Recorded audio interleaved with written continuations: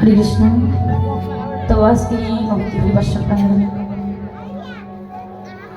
যতগুলো মহাবৈষ্ণবীর আগমন হয়েছে, প্রথমে আমার কৃষ্ণ অনুরাগী বাবারা এবং কৃষ্ণ অনুরাগী মায়েদের চরণে এই অধমার অনন্ত অনন্ত কোটি প্রণাম।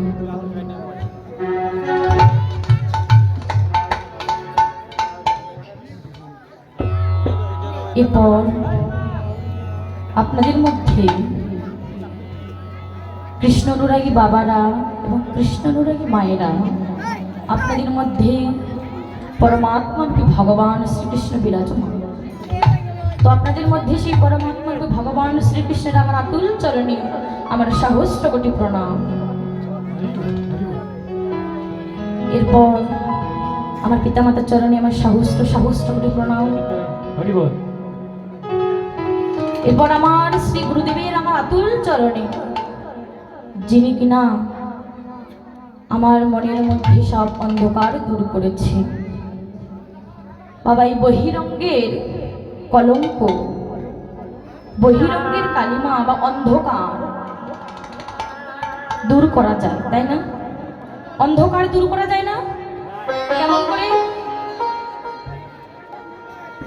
এখন তো রাত, কত আলো দিয়ে এখানে দিনের মতো হয়েছে, অন্ধকার দূর হয়েছে, কিন্তু মনের মধ্যে যে অন্ধকার লুকিয়ে আছে, সে অন্ধকার কিভাবে দূর করব?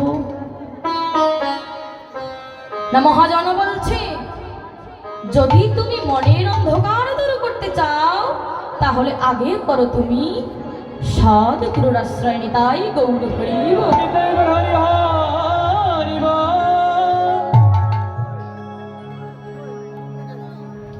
বাবা, আমি যে অনেক কিছু জানি এটা না। আমি এই কীর্তন জগতের যতগুলো কীর্তনীয় রয়েছে, আমি হলাম সবার কনিষ্ঠা। হয়তো আমার পরিচয় অনেকে জানে না। আমি এই গ্রামে নতুন এসেছি, আমি নতুনভাবে শিখছি। যদি ভুল ত্রুটি হয় ক্ষমার সুন্দর দৃষ্টিতে দেখবেন, কেননা মানুষ মাত্রই ভুল হয়, তাই না? মানুষের তো ভুল হয়, তাছাড়া পশু পাখির তো ভুল হয় না। রাজহংস দেখেছেন? রাজহংস দেখেছেন বা শুনেছেন? তবে রাজহংসের খাবার কি? রাজহংসের খাবার হলো দুধ এবং জলের সাথে মিশ্রণ করে রাজহংসকে খাবার দেওয়া হয়। তো রাজহংস কি করে? সেই জল এবং দুধের মিশ্রণটুকু, সেই রাজহংস এতটাই চালাক যে জল এবং দুধের মধ্যে সে জল গ্রহণ করে না। কি গ্রহণ করে? তাহলে কি বাকি রইল? দুধ বাকি রইল। তো সেই রাজহংস জল বাকি রেখে দুধটুকু গ্রহণ করে, কেননা দুধটা হচ্ছে দামি, তাই না? সেই রাজহংস যদি দামি এবং অদামি বোঝে, যে দামিটুকু গ্রহণ করলে আমার হয়তো স্বাস্থ্য ভালো হবে, তো মহাজন বলছে, সেই রাজহংস যদি পারে জল এবং দুধের মধ্যে পার্থক্য বুঝে ভালো জিনিসটা সংগ্রহ করতে, তো আমরা আপনাদের এখানে কতগুলো মহাবৈষ্ণব রয়েছে, আমি যতগুলো ভুল বলবো, আমি ভুল তো হতেই পারে। তো আপনাদের কাজ কি? সেই রাজহংসের মতো আমার ভুলগুলোকে রেখে, আমি তো একটা যদি 100টা যদি ভুল বলি, একটাও কি সত্য হবে না? আমি 100টি কথা বলবো, তার মধ্যে 99টি ভুল হবে, তার মধ্যে তো একটি সত্য হবে, হবে কি? তো একটি যদি সত্য হয়, তো আপনাদের কাজ হলো সেই রাজহংসের মতো আমার ভুলগুলোকে রেখে ওই একটি সত্যকে গ্রহণ করবেন। নিতাই গৌর হরি।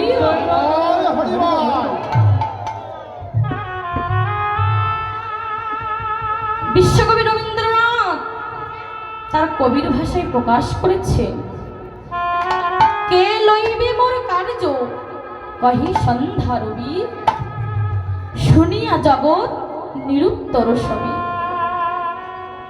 মাটির প্রদীপ ছিল কহিল সে স্বামী, আমার যেটুকু সাধ্য তা করিব আমি।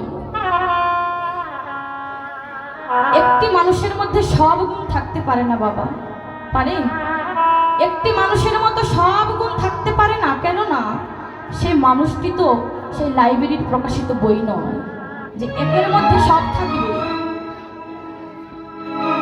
তো বিশ্বকবি রবীন্দ্রনাথের কবিতার মধ্যে প্রকাশ করলেন যে কে লইবে মোর কার্য কহি সন্ধ্যারবি। সন্ধ্যারবি মানে জাগতিক জগতের সূর্য। দেখেছেন, এই জাগতিক জগতের সূর্য যদি একবার উদিত হয় তাহলে তাকে অস্তামিত হতেই হবে। দিন শেষে রাত্রি আসবে, জন্ম হলে মৃত্যু হবে, এটা অবধারিত।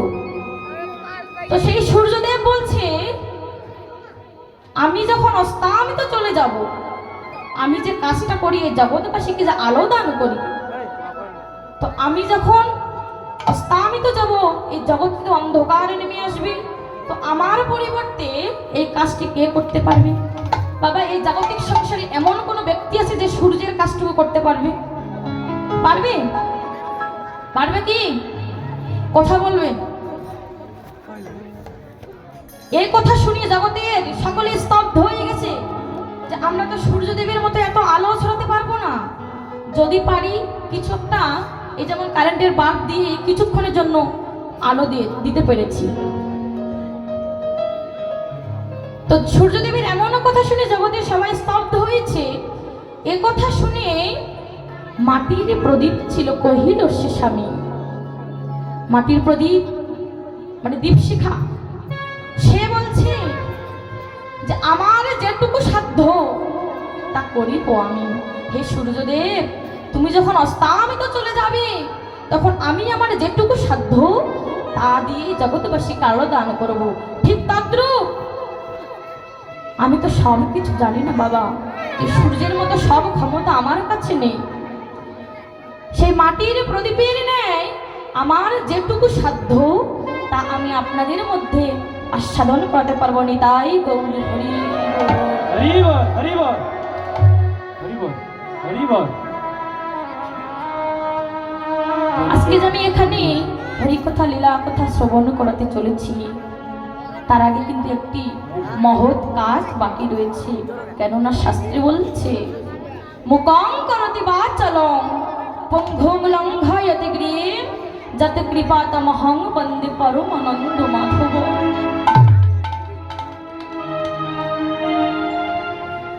এই জাগতিক সংসারে আমরা যে এত সুন্দর মানব জন্ম পেলাম, এই মানব জন্ম কি এত সহজে পেয়েছি? তো আমরা যে এত সুন্দর দুর্লভ মানব জন্ম পেলাম, সবাই কি পরিপূর্ণ দেহ নিয়ে এসেছি? অর্ধপূর্ণ দেহ নিয়েও কেউ এসেছে। যেমন পরিপূর্ণ দেহ নিয়ে কেউ আবার জন্ম থেকে অন্ধ, কেউ আবার জন্ম থেকে বধির হয়, কেউ আবার বোবা হয়, কেউ আবার চলতে পারে না, আর আবার হাত ওঠে না। না, শাস্ত্রে বলেছে যতই তুমি পঙ্গু হও, যতই তুমি অন্ধ হও, যতই তুমি বধির হও, তুমি যদি বৈষ্ণব সঙ্গ করতে চাও তাহলে কি করতে হবে? তাহলে তুমি আগে করো সাধুর সঙ্গ, আগে করো বৈষ্ণব সঙ্গ। কেননা বৈষ্ণব সঙ্গ করলে যে কি লাভ হয় তার প্রমাণ দিয়েছিল দেবর্ষি নারদ। আবারও শাস্ত্রে বলেছে বৈষ্ণবের ধূলি যদি পড়ে গঙ্গার জলে, গঙ্গা পবিত্র হয় তা ভাগবতী বলে। তাহলে এই বৈষ্ণবের কত গুণ! ভগবান নিজ মুখে বলেছে, ওরে ভক্ত, যদি তোমরা কেউ আমাকে পেতে চাও, এই জাগতিক সংসারের কোনো ভক্ত সৌভাগ্যক্রমে যদি তোমরা কেউ আমাকে পেতে চাও, তাহলে তোমরা আমার ভজনা করো না। কেন ভগবান নিজ মুখে বললেন আমাকে যদি পেতে চাও তাহলে আমার ভজনা করো না? কেন না? আমি যে বড় ভক্ত ভালোবাসি, আমি যে বড় ভক্ত ভালোবাসি, যদি তুমি আমার কাছে আসতে চাও তাহলে তুমি আগে করো সাধুর সঙ্গ, বৈষ্ণব।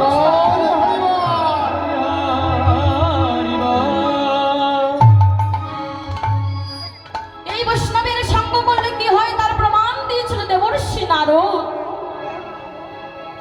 দেবর্ষি নারদ ভগবান শ্রীকৃষ্ণকে বলেছে, হে গৌর হরি, হরি বল।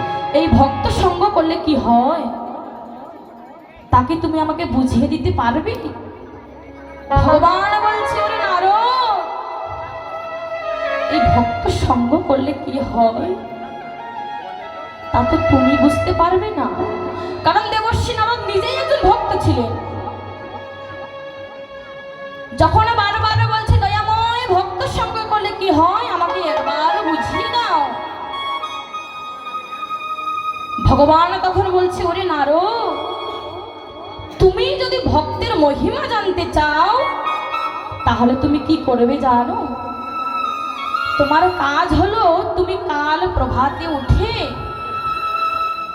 যাকেই দেখতে পাবে তার কাছে জিজ্ঞাসা করবে যে ভক্ত সঙ্গ করলে কি লাভ হয়।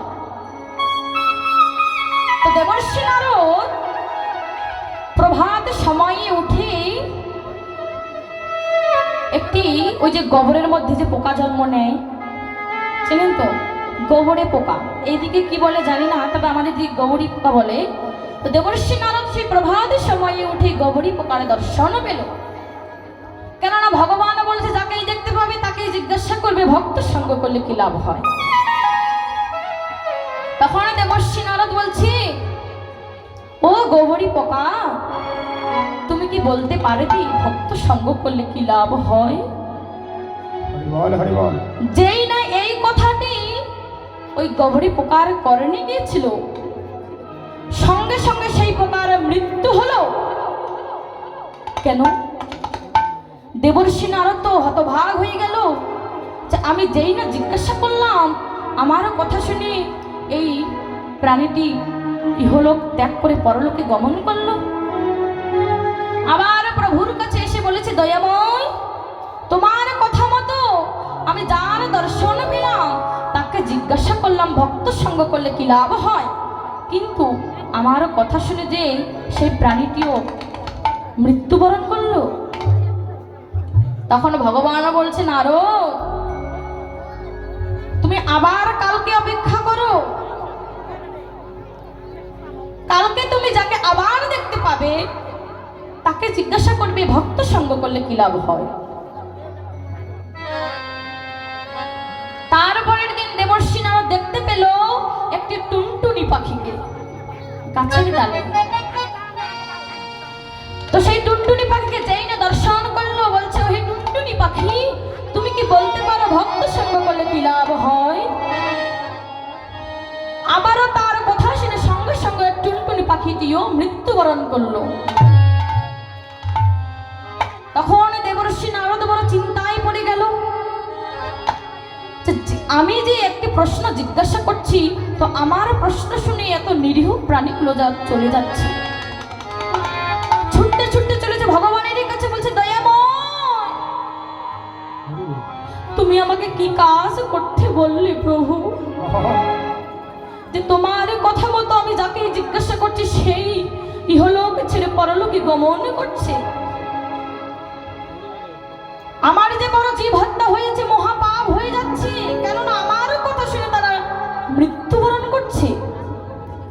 ভগবান বলছে, নারদ, যতগুলো প্রাণী মৃত্যুবরণ করবে তুমি ভয় পেও না, ওদের মৃত্যুর কারণ তোমার হবে না, তোমার কোনো পাপ হবে না। আমি তোমাকে কথা দিলাম, যতগুলো প্রাণী আছে তোমার কথা যদি শুনে যদি মৃত্যুবরণ করে, সেই পাপের ভাগী আমিও হব। তুমি যাও নারদ, আবার যাকে দেখতে পাবে তাকে জিজ্ঞাসা করবে ভক্ত সঙ্গ করলে কি লাভ হয়। হরি বল, হরি বল। আবার দেবর্ষি নারদ পরের দিন একটি গাভীকে দেখতে পেল, একটি গাভী, একটি গাভীর শুদ্ধ জাতক শিশু, যাকে ব্রজবলি ভাষায় বলে ধবলি। হরে কৃষ্ণ। যখন সেই গাভীটিকে দেখতে পেল, দাদা ভাইরা, আপনারা যারা দক্ষিণ পাশে গাড়িগুলো রাখছেন, তুমি কি বলতে পারো ভক্ত সঙ্গ করলে কি আমাদের লাভ দক্ষিণ পাশে হয়? দোকানের পিছনে জায়গা আছে, খাওয়ার প্যান্ডেলে আপনারা একটু দয়া করে গাড়িগুলো নিয়ে যান। দক্ষিণ পাশে যে যারা ভাইয়েরা আপনারা গাড়িগুলো রাখছেন রাস্তার সাইডে, দয়া করে একটু গাড়িগুলো নিয়ে যান। আমাদের খাওয়ার প্যান্ডেলের দক্ষিণ পাশে আরো জায়গা আছে অনেক,